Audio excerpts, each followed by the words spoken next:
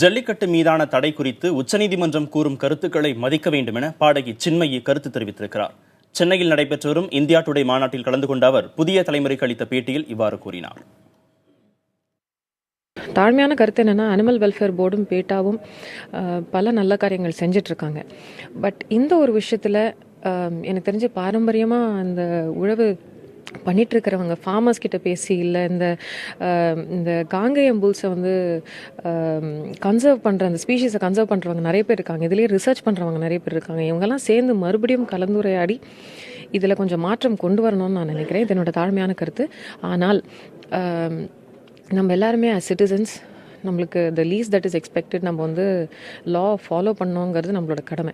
And supreme court order கொடுத்துட்டாங்க அப்படின்னா அதை ஃபாலோ பண்ண வேணுங்கிறது நம்ம கடமை. ஆனால் நம்மளுக்கு சுப்ரீம் கோர்ட்டோட கருத்தை விட நம்மளோட கருத்து வேறு மாதிரி இருந்ததுனாலும் அதை ப்ரெசென்ட் பண்ணுறதுக்கான ஒரு ரைட்டும் நம்மளோட கான்ஸ்டியூஷனில் இருக்குது.